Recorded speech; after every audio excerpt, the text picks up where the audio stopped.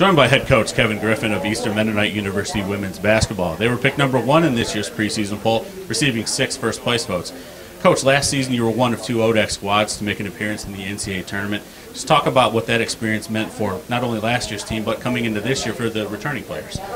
I think there's an expectation that's set.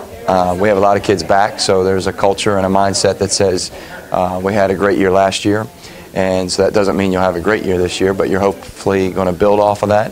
And so I think that sort of festers among all the kids, especially the new kids that are coming in. They just see the returning kids that, hey, this is how we're going to work, this is how we're going to play, and this is what we expect to do. You mentioned that you've got a lot of players back this season, and it's one of the themes throughout the conference with 13 of 18 all-conference players back. You've got 2 of them, and first-teamer Bianca Igarza and second-teamer Shakira Sykes. One plays more on the perimeter, one plays down low for you more often. Talk a little bit about what you expect out of those 2 players this season. I'm hoping that they're not just as good, but I'm hoping that they're better. And it's interesting for us, we're very unique in that we have probably 7 kids that average anywhere between 7 and 11 points.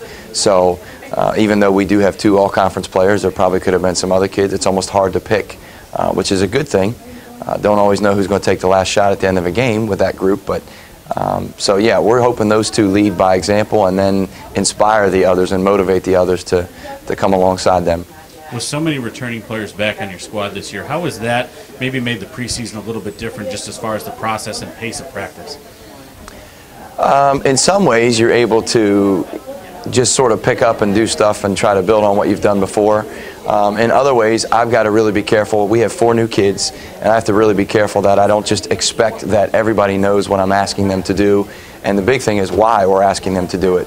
And so sometimes I have to catch myself and stop and say, wait, I need to teach more here than just assume that we're doing this drill and we know why we're doing this. When we take a look at the league as a whole, there's a lot of parity in the league, very competitive, not only last year but also in the tournament.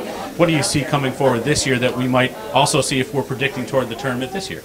Yeah, I think it's wide open. I mean, yeah, we got lucky enough to be picked #1, but it was by 2 votes. And I mean, I know at the end of last year, you know, it didn't matter what the seed was. We were playing. I think we played Hollins the very last game, and you know, I think we were losing with 4 minutes to go in that game. So it's completely wide open in my mind. We're not a top-heavy league by any stretch. I think the people in our league know that if you come and you bring it on a given night, then you're going to be in the game. Well, Coach, I want to thank you for joining us today, and good luck this season. Thank you.